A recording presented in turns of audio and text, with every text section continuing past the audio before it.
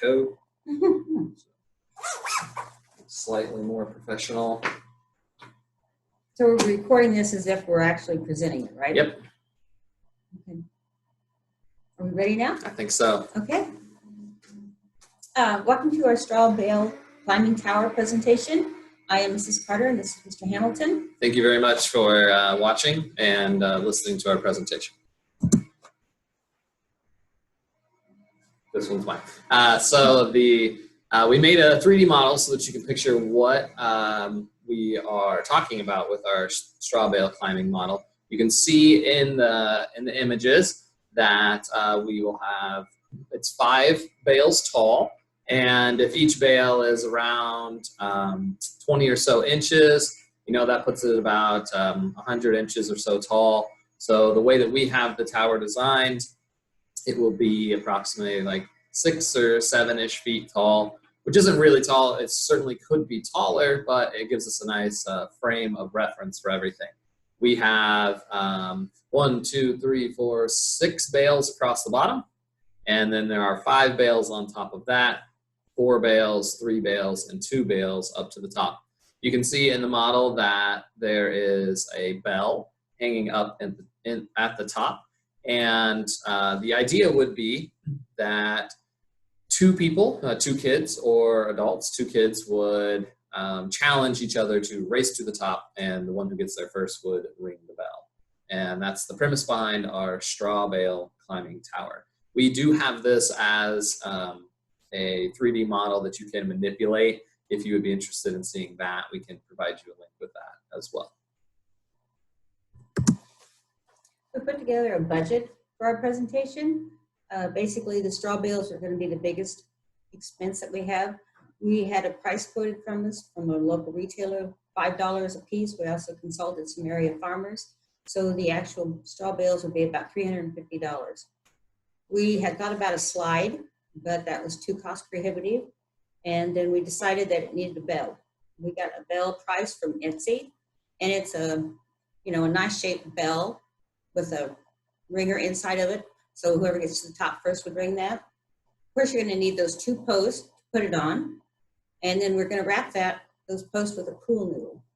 So that, if you get up there really fast, you know how ambitious young kids can be. They won't hit their heads and hurt so bad maybe. We figured it would take about 2 hours to put this together for a total of $443.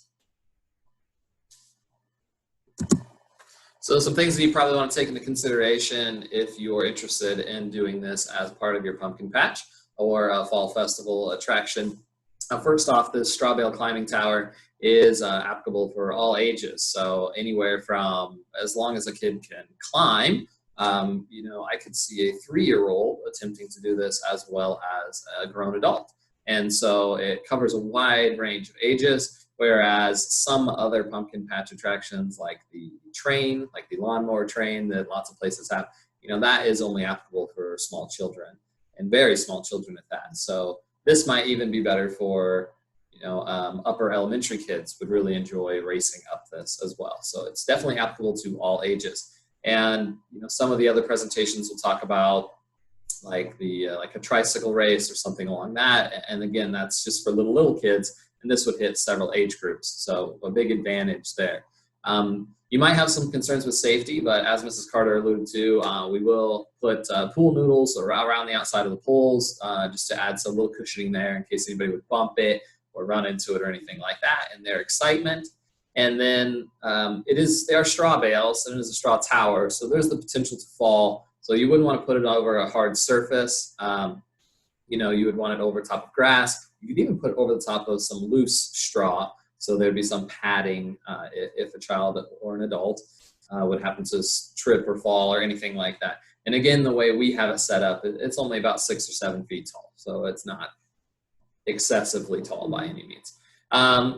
So additionally, the straw bales have a use after the pumpkin patch season is over with. You could certainly use them for any bedding down for your animals.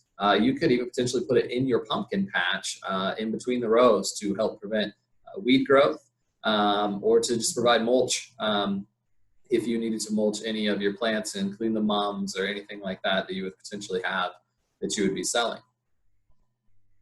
An additional consideration is you would have to store the bell and probably the wood pieces until the next season. You might even think about, putting the bell up on a post so that you could use it on a regular basis. And as well, we thought about maybe making it just a half size so it would be against the side of a building, and that would probably be half the cost as well. And a great thing about this is a lot of it's reusable. So the bell, the posts, even the pool noodles potentially for the safety stuff, that's all reusable things. You just need to get new straw bales from year to year. So at this point in time, if you have any questions, if you're viewing live, you could certainly just ask any questions as you see fit. Just unmute yourself. There's also a raise hand button. Or you could type it in the chat. And then if anyone in the classroom has any questions, you could certainly ask questions at this point, and we'll go ahead and answer those questions. If you're watching this video recorded from the YouTube link, just feel free to email me. You should have my email address from the invitation that I originally sent you. If not, it is khamilton@nodholt.org.